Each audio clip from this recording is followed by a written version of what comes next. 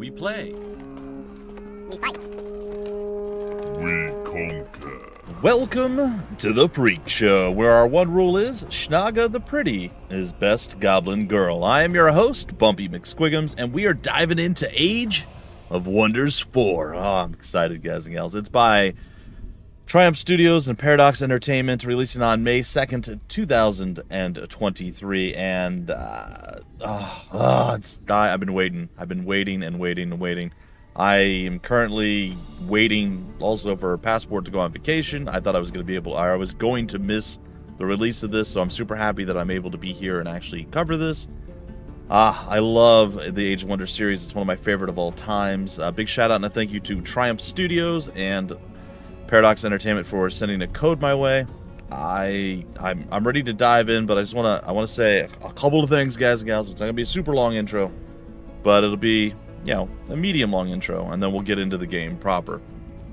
So, way back in the day, and this is one of the reasons that I absolutely love Triumph Studios, not just because Age of Wonders is fantastic beginning to end, full stop, but way back in the day, almost 9 years ago, when I started, actually I think it was over 9 years ago at this point. Anyway, when I started, I think it was less than 1,000 subscribers at the time. Age of Wonders 3 was coming out, and I just took a random chance, assuming that a big company like Triumph Studios would probably not be able to do it. But I reached out to see if they would send a code my way, and it blew my mind. It literally almost brought me to tears that they took a chance on me when I was that small, that unknown, with so few followers and such.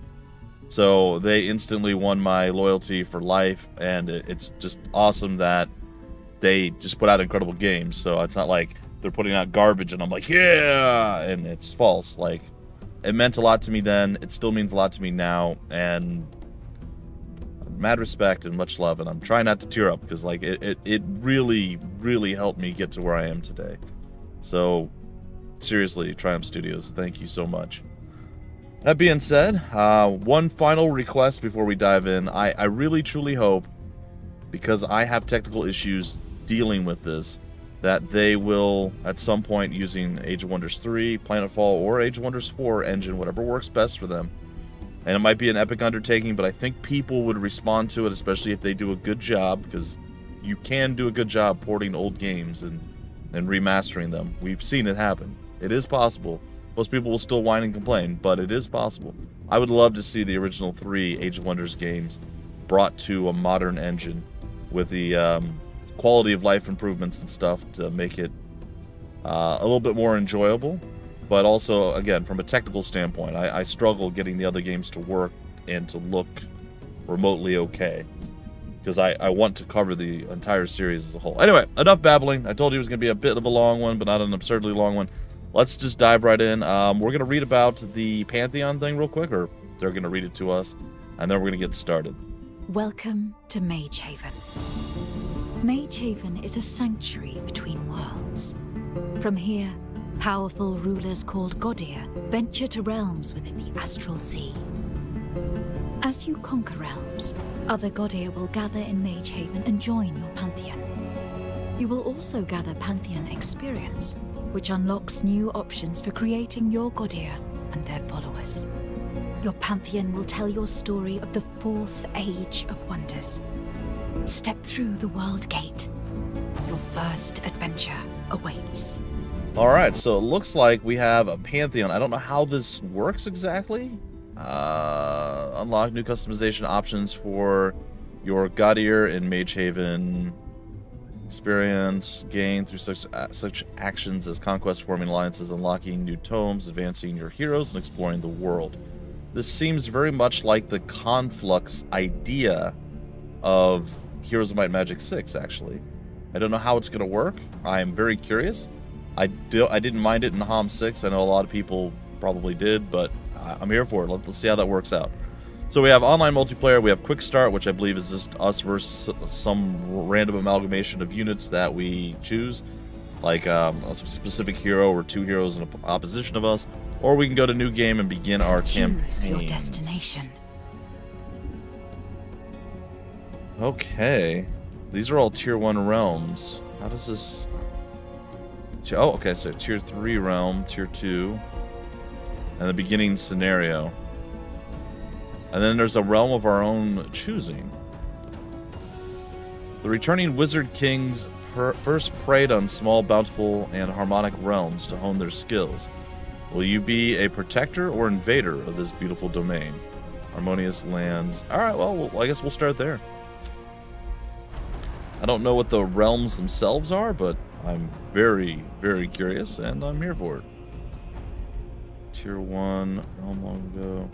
It looks like there's like a... I don't know. I don't want to speculate because I don't honestly know.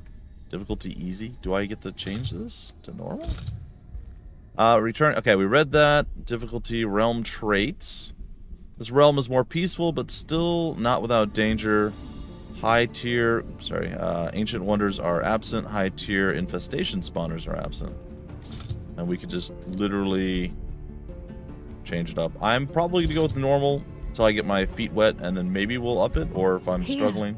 You have the unique ability to create your empire and the people living in it. Whether they are deep dwarves, mystic elves, or barbarian halflings, yeah, they all make excellent followers. As your empire grows, you acquire new tomes of magic, allowing you to evolve your people into the direction you want. Be it angelic beings, undead, or other transcendent forms, the Age of Wonders will be yours. This is interesting.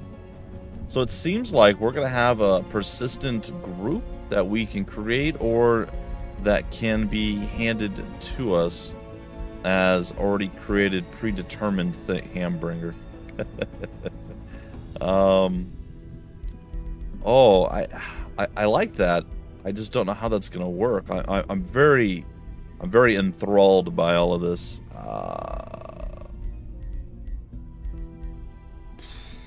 I kind of want to create my own faction because I feel like that would give us the most like idea of what we're doing.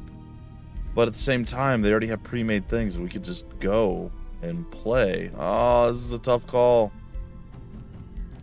Bloodfang orcs. Look at this. They all look so good. Right, sure. Little halfling guy. It's not Bringer, it's Hambinger, excuse me. That's even better, by the way. Hook nail, sure. Oh, cool. Oh, and we can turn them? What? Alright, I'm here for it. Little froggy boys. Okay.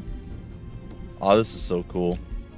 I mean, I can get lost in this stuff 100%. I think we're going to create our own. Even though I honestly do not have any idea what I should create. The gnarled frost. There's so many. Okay, then we're back to the humans. Underground disciples. Carissa the Red. Okay. Reina the Golden, a frog princess, I guess. The cursed toadlings. Oh, look at this guy. Cruel death bringers. Oh man, I don't know. And then we got custom. In the following steps, you will create your people, followed by your ruler. For your first faction, we suggest you focus on theme instead of the numbers, okay? Roleplay your favorite trope or go crazy with experimentation. In this first step, pick your people's physical form. Forms have default traits which you can swap out if you like. Okay. So we have human. Oh, okay. Fast recuperation. Okay, these are the traits, huh? Units grow strong at a faster rate from winning fights. Ooh, that's really good.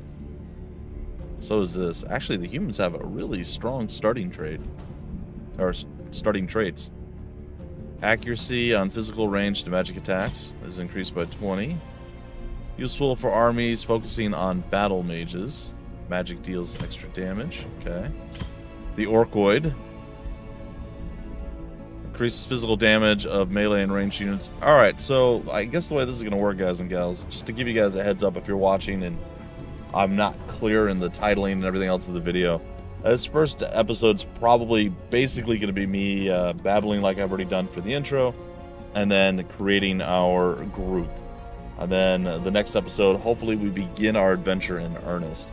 So this might be a little bit of a shorter episode, might be longer. I don't know how long this is going to take. But I'm giving you guys warning now. If you don't care about any of this stuff, Apologies for dragging you through it, but I want to get the most out of my experience as well. So, and this gives you guys an idea of what can or can't be done. So melee and physical ranged attacks deal, was it just 10%? 10% damage increased. Great for fighting enemies up close, deals 40% damage via retaliation attacks and opportunity attacks. Okay. Dwarfkin. They're tough, +2 to their defense, and units become tougher when standing next to allies. 1 to defense and resistance when standing next to a friendly unit with the defensive tactics. This does not stack. And less damage from physical attacks. Halflings. I might go halfling. Quick reflexes. 30% harder to hit by ranged attacks, and they are elusive. They gain 6 defense and resistance against retaliation attacks and opportunity attacks. Great for mobile hit and run tactics. Useful for approaching enemy ranged units. Though, goblinoids also, I kind of like the idea. Fast recuperation. Armies can fight longer in the world. They regenerate 5 additional hit points per world map turn. And then sneaky. Reward smart positioning in combat. 25%. Ooh, that's really strong. I think halfling goblinoid right now are my two front runners. Resolute. Units can more easily resist enemies that use a lot of status effects. That's kind of useful. Negative effects last 1 less turn with a minimum of 1. And a desert adaptation.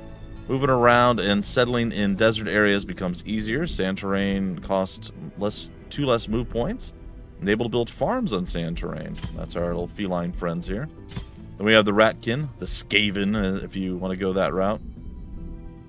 Useful for approaching enemy ranged units. Again, very much like the halflings, I believe it is. And overwhelm tactics. Units deal more damage when fighting in groups.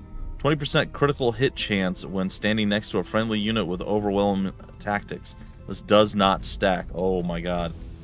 Oh, they're pretty strong too. Let's see what the Toad Boys bring into the table here. Resilient. And I know I can actually mix and match. I can swap traits. They said that. I might not do that. I might try to keep it pure on the trait thing and then go from there, but we'll see. Units are less likely to be affected by negative status effects. +3 status resistance. Cool. Moving around and settling in swamp becomes easier. -2 to move and build farms and stuff. And then we have the Molkin finally. Bulwark defense mode grants +2 defense and +2 resistance. Encourages a slow and steady play style. Underground adaptation. Moving around and settling underground becomes easier. So cavern floor, mushroom forest, fungus fields, and rocky cost 2 less movement. In cavern floors, we can build farms and starting bonus. Excavation unlocks the ability for units to excavate earth and terrain. Oh, okay, underground. Cool. And then we could change the body traits too. That's cool. Oh man, Ratkin. I'm gonna go goblins. I made a Schnaga the pretty reference at the start. We gotta go goblinoid. In this step, you will pick your people's culture, Okay. which defines your starting units and economy. Okay, the icons. Yeah. Next to the culture names are the magic affinities. Okay, reflecting your people's attunement to the 6 cosmic forces. Your affinity score has a big impact on your playstyle and gives a good indication of rival faction capabilities. Okay. So we have feudal, high, barbarian, industrious, dark, and mystic. I don't think I'm going mystic. I might go feudal, I might go high, I might go barbarian, I might go industrious. I don't think dark or mystic is what I'm going for. Barbarian calls out to me. You guys know this. You've been around the channel for any length of time. But let's go through these real quick. Feudal, hierarchic. I can say words sometimes, but I don't know about this one. Hierarchic society wherein lords, ladies, and knights reign over peasants. All stand together in battle when their fertile realm is threatened. Structures with food income. Units benefit from close formations with stand together and feudal lords. Food is a resource. Yeah, okay. Plus 20 damage when adjacent. See, that kind of plays into the rat people. I think that would be really strong with the rat folk. But I don't know about our goblins right now. And then feudal lords. The feudal culture can grant 5 heroes special feudal titles. Okay, gotcha. And then we have the high. Oh yeah, I want to see what they look like. Oh, look at the little glowing hands there. We got the barbarians, little spear chucker. Okay. We have the industrious. Oh, we got a little crossbow. All right, all right. The dock. And finally the mystic. Look at him. All right, sorry, the high. A highly developed society whose members strive for harmony when threatened. However, they wield their guiding light as a weapon. Structures have city stability and knowledge income. Ooh, that's very nice. Units are strengthened with awakened, revealing their hidden potential. That sounds incredible. +4 spirit damage on base attacks. Activate any dormant traits. Very cool. +10 to light alignment. Oh god. Good alignment. Okay, sure. And the alignment agenda. The high culture has an alignment agenda which grants bonuses for the following alignment levels. Pure good, +25 stability. Okay, that's cool. I mean, alignment's something that you have to deal with anyway. You just get bonuses for that. That's very interesting. Let's go with the barbarian here. I'm very curious to see how this plays. Alright, the barbarian. A people who thrive on war and aggression. Look, he or she's got, it's a he. He's got a giant axe in his hands right there at the bottom. They value strength and prefer to charge head on into bloody battles. Structures with food and draft income, very nice. Melee units have primal strike, dealing extra damage on their first strike in combat, very cool. And the ritual of alacrity. Players can activate the ritual of alacrity on any owned barbarian outposts or cities. When activated, friendly units on the center of the outpost or city will restore 50% hit points and 100% movement points, and it removes exhausted from forced march. Oh my god. Yeah, they're our front runners right now. What does this mean? Chaos affinity is cosmic power of change and destruction associated with conquest, strife, and demonic forces. As governor, modifies the draft income of their city by 2 per point, and nature affinity. Huh. Those feel like those are at odds with one another. I guess maybe I get to choose which one. I'll probably go with nature. I kind of like the idea of being good goblins. That feels weird but fun. Alright, we got the industrious boys here. Come on. Master builders who value grand cities and strong armor, preferring a defensive attitude over an aggressive one. Hiss boo! Sorry, you guys know I don't like defense. I'm all offense all the time. Structures with production income. Through bolstering, units get sturdier as they get hit in battle, and scout prospecting. Bolstering. Once per turn, this unit gains bolstered defense when hit by a melee or physical ranged attack. And same thing with resistance. Okay. Scout prospecting. When industrious scout units stand within a friendly or neutral province that contains a cliff, mountain, or stalagmite, that player that owns the scout unit can prospect the province for production or gold rewards. Each province can only be prospected once. Got it. Alright, we're going to the dark. We might be going to the dark. We're going to the dark. Here we go. Alright, I've been over this about 1,000 times in my head. I still don't know that it's right, but we're going to go with it. A dictatorial civilization where the strong and ruthless dominate the weak. They use forbidden magics to maintain control and weaken their enemies. Cities can negate city stability, income penalties. Unique city structures grant knowledge and extra income from prisons and crypts. Units specialize in inflicting negative status effects and exploiting them with Cull the Weak. And -10 to alignment. Yeah. Yep. And then finally, the Mystic. Now, to be fair, I feel like of the many games of Age of Wonders 3 that I've played over the years, I feel like some of my most powerful ones were magic. You were pretty weak to start with, but by the time you got it going a little bit later and a little deeper into the game, you became real strong real quick. So it was kind of weathering the storm and then bah. So I don't know. I'm not sure how the balance is going to be here for that, but still. There is a temptation to try some of the magic boys and magic girls. A culture of scholars driven to study every corner of the astral sea. They prefer to find answers through research and arcane prowess. Mana income, yep. Units have attunement star blades. When a spell is cast, this unit's base attack randomly gains fire, lightning, frost damage for 3 turns. Stacks up to 3 times, making them stronger when a spell is cast in battle.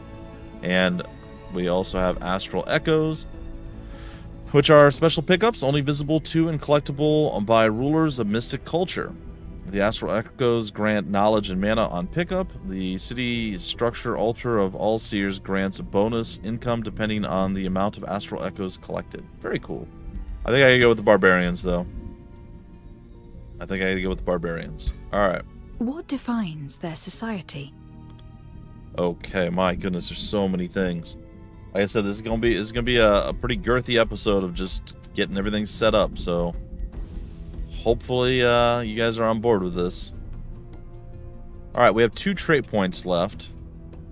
Chosen Uniters. They strive to build a realm based on cooperation, but will not hesitate to defend it.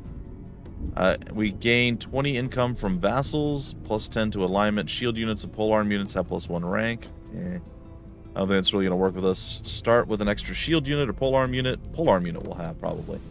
And a diplomatic focus. Not really going to work for us. Ritual cannibals. Oh, no. Devotees of good. Oh, man. They share pure intentions, compassion, and an unerring devotion to the cause of good. Cities gain extra stability, and your empire gains plus 5 Imperium per level of good alignment. 10 alignment to the good side. Support units and polearm units have plus 1 rank. Start with an extra of each. Prolific Swarmers sounds pretty exciting. We'll see. Imperialists. They are focused on glory of their empire and development of their cities. The Throne City and cities that share a border with the Throne City gain 20 stability and 20 gold income. That's pretty powerful. Prolific Swarmers. They find their strength in fast population growth and overwhelming numbers.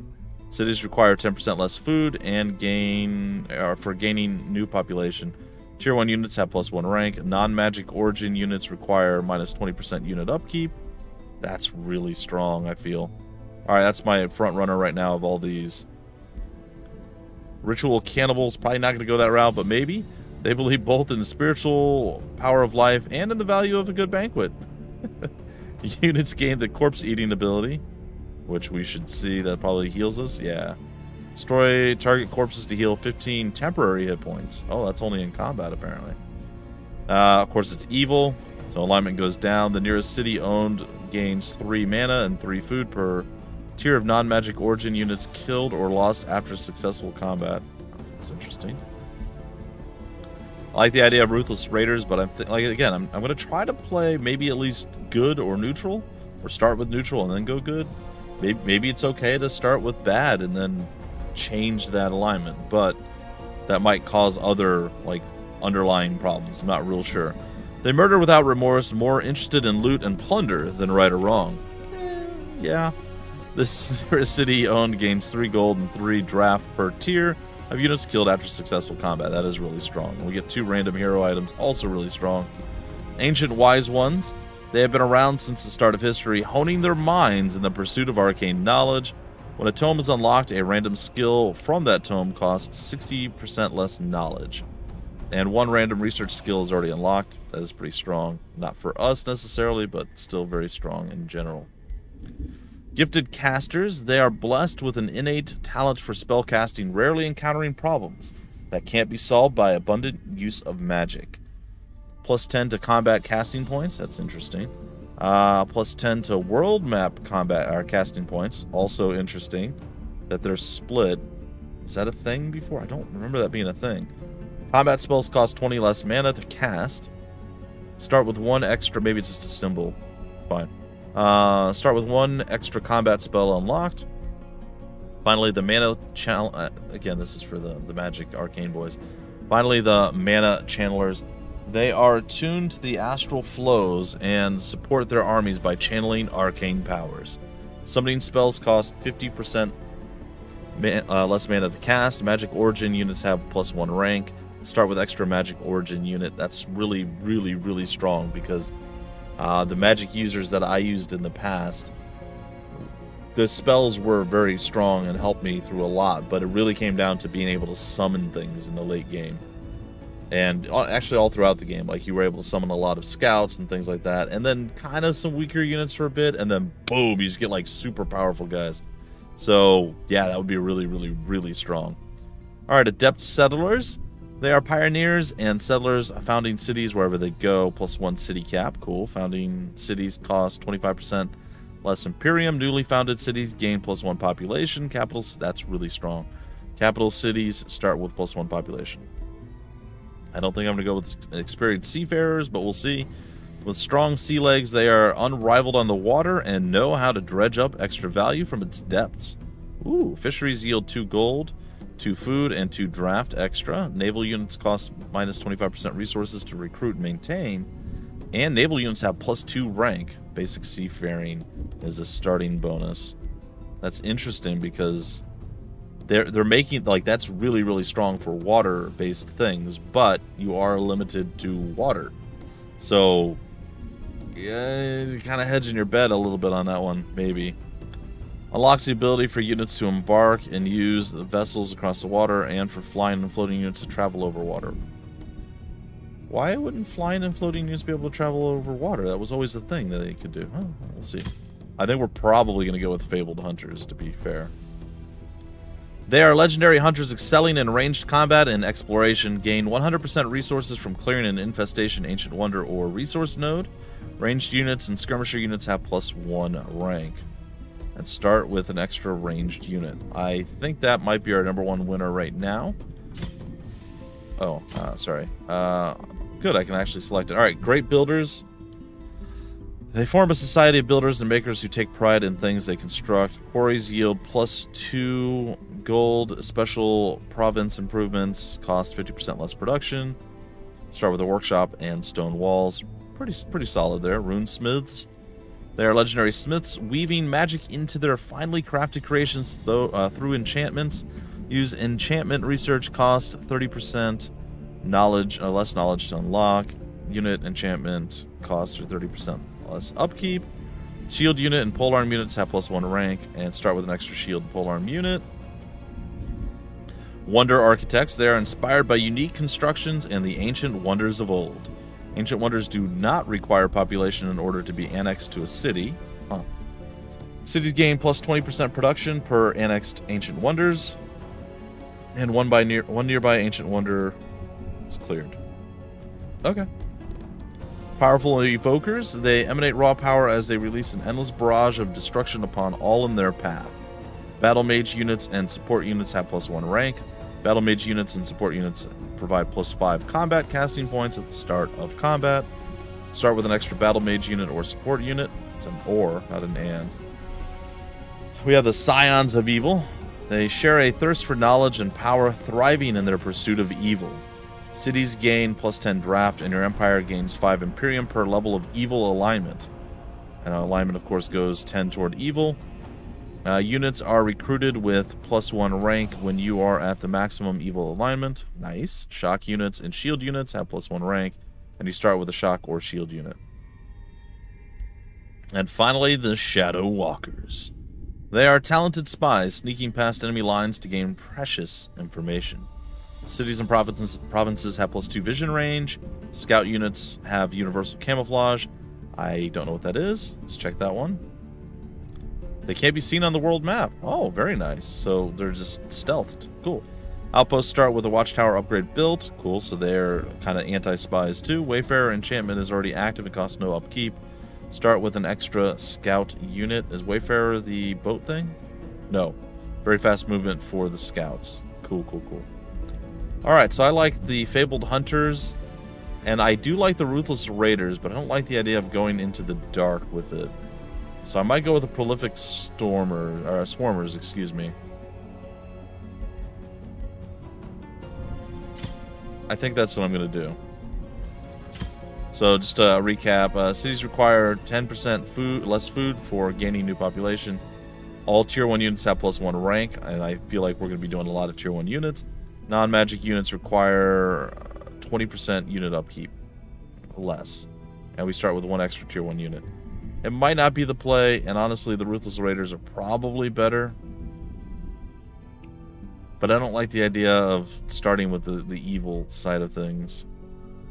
Well, that's what we're doing. Fabled Hunters and Prolific Swarmers. Oh boy. Alright.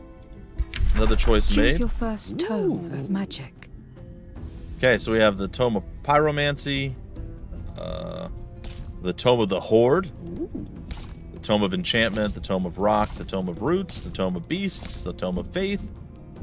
The Tome of Zeal. The Tome of Souls. The Tome of Cryomancy. The Tome of Warding. The Tome of Evocation. Back to Pyromancy. Oh my god, there's so many things. Okay. A Battle Mage. Okay, so we're going to get the Pyromancer as our unit. It's a tier 2 unit. Skill level 2 unit. Tome of Pyromancy. Battle Mage unit that spreads fire and inflicts burning. Okay, we're going to get Fiery Arrows. 4 fire damage.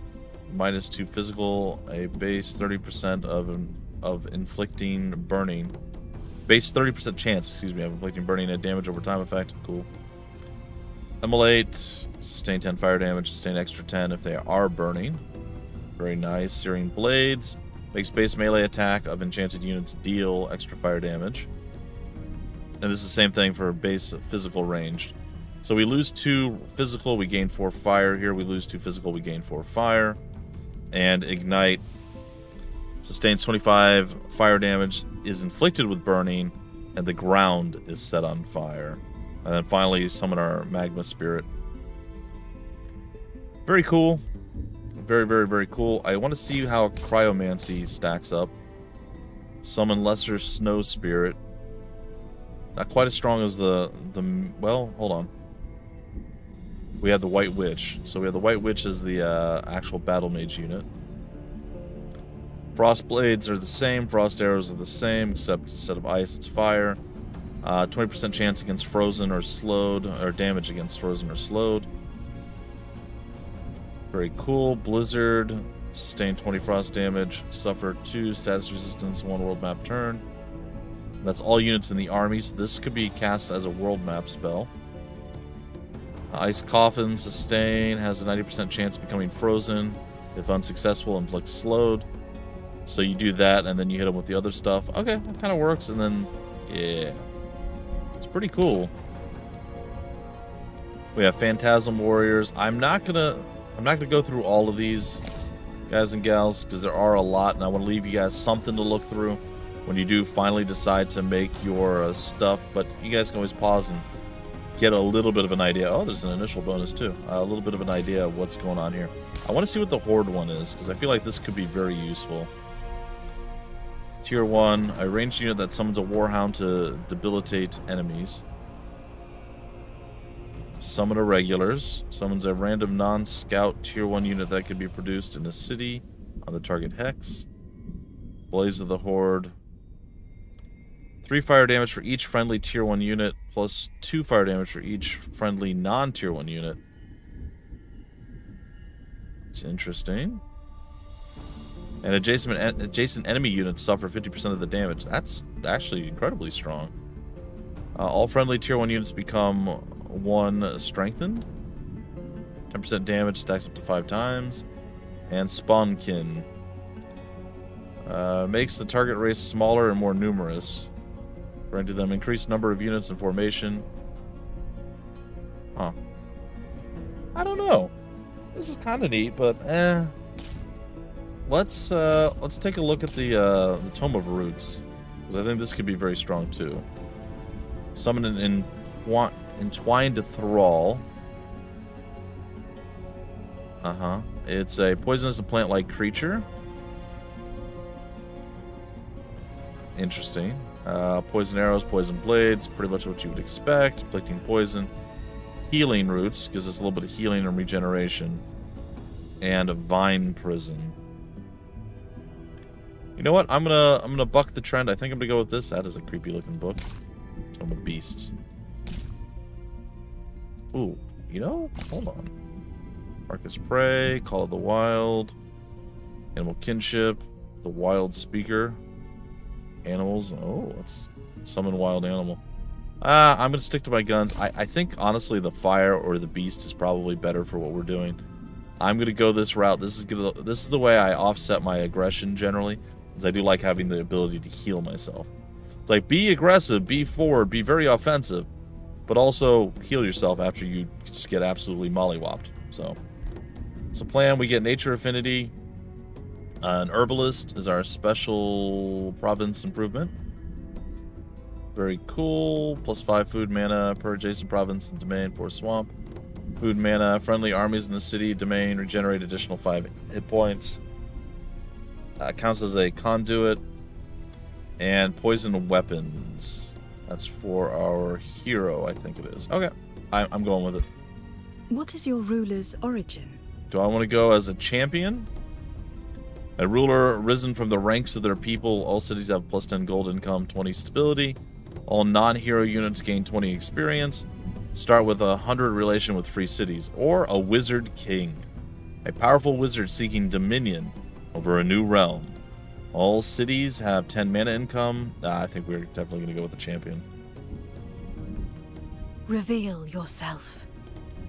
Okay, and then we get to do make a character, I suppose. How does this work? Okay, interesting. All right, purple's fine. I think I'd rather have the purple on that, and we'll have. Oh, I can't have the.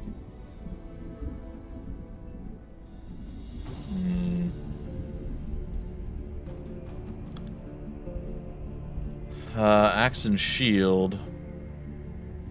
Barbarian axe, wooden shield here. I mean, come on, you already know. You already know it's going to be the great axe. There's no question. There's no question. Oh, we can make them bigger or stronger. That's cool. Arm length.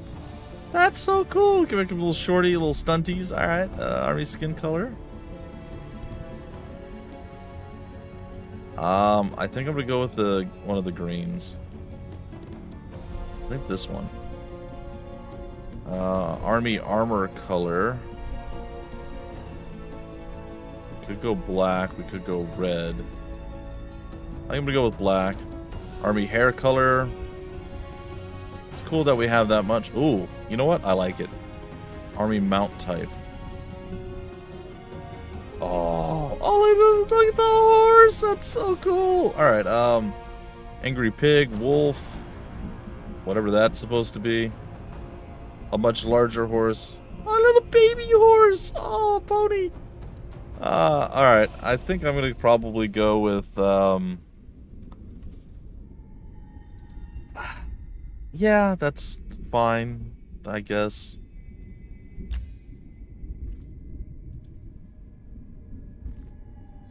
I don't, whoa, so I don't want that. All right, so we have a lot of choices here.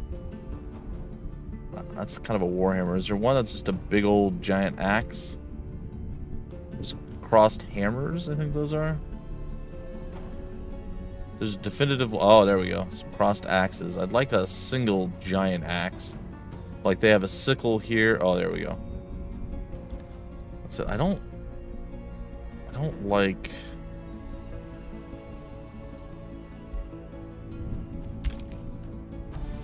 like we had a purple there for a little bit. What happened to it? Oh, there we go. Now we can have the purple. Oh, I see. If it's a darker color, they don't want to... I understand. Am I okay with that? Because I really would like to get, like, freak show colors, but I can't do that.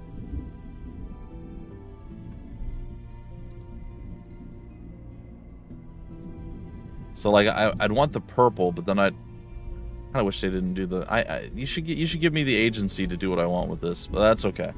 It's a small little thing there. All right, so physique, This is our ruler. Do we get to name our ruler? I mean, I honestly like, what is skin decoration? Oh, that is a thing. Sure. Pose, okay. All right, you know what's gonna happen. You already know instantaneously. That's the one. Oh, you can zoom in. Sweet.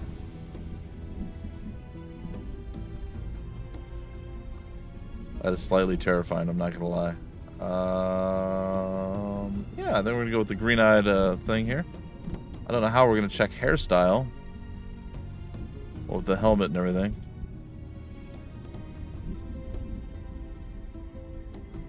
Is there a way to take the hat off?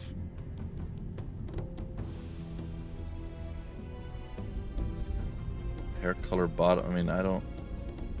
Oh, yeah. We can take the helmet off. Okay, there we go. Oh, no. Oh, no. What have I done? What have I done? Alright, that's not... Nah, I don't think I want that one. I actually think I like the second option there. Yeah, there we go. Alright, let's take a look at the cape.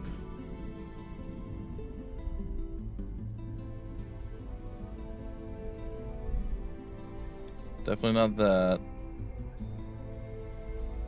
Kind of like the one shoulder there. Yeah, I like that one. That one looks really nice.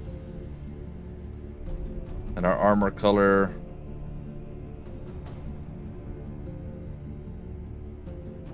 It's going to be black.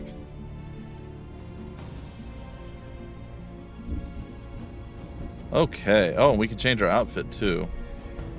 Look how long our arms are.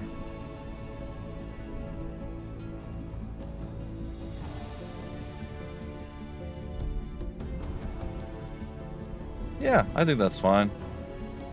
Okay, and with that, ladies and gentlemen, our beautiful, beautiful leader is made. Your journey begins. Our journey is about to begin. I'm super excited. Alright, so we have a title that we can choose. A warlord, a war queen, the emperor, the empress. I think we're going to go with the empress. Let's see what war queen is, though. Empress, Gasha. Oh, can we cycle this? Jenna, Dura. Oh, I love it. Cinder Egg Stealer. The Goblinoid Warriors. Goblinoid Raiders, Goblin Bloodletters, Goblin Warriors, Barbarian Goblins. Bara Blood. Okay. Okay, sure. Raging Goblins.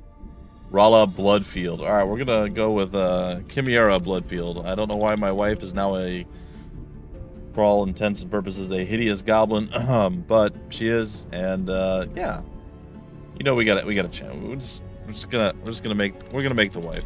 We're gonna make the wife our leader. Yeah, the Raging Goblins. I think that works. Alright, glory to Empress Chimera McSquigums, a champion of our kind. She will bring a new age of prosperity to the Raging Goblins. Small, hunched beings who love to rampage around in groups. Some are strangely fascinated by sheep. Okay. Their blood is strong, which allows them to recuperate from wounds faster than others. They love to sneak around to find weak spots in their enemies' defenses. They believe one can only feel truly alive in the heat of battle, and tend not to be hindered by ethical concerns. They are legendary hunters excelling in ranged combat and exploration. They find their strength in fast population growth and overwhelming numbers.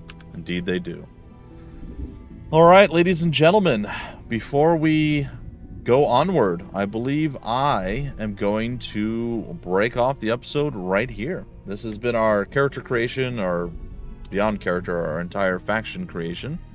And I'm sure it's going to be a horrible choice, and I'm going to regret everything that I've done. But I've done it. You guys got a good look at what was going on. You got to see how the whole creation process works. You can definitely choose one of the pre-made ones. Generally, I probably would have, but, you know, I felt like diving in deep, both feet and all that stuff, so, yeah, here we are. Here we are.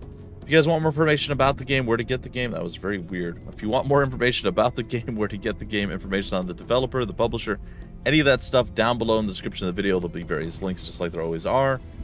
Don't forget to check out the opening video sequence. I'm going to post that separately at the start of the series. Then this is going to be there. And then in the next episode, folks, we finally dive in and we begin our journey and get some gameplay and all that stuff.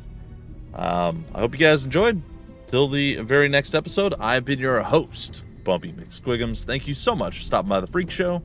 We play, we fight, we conquer.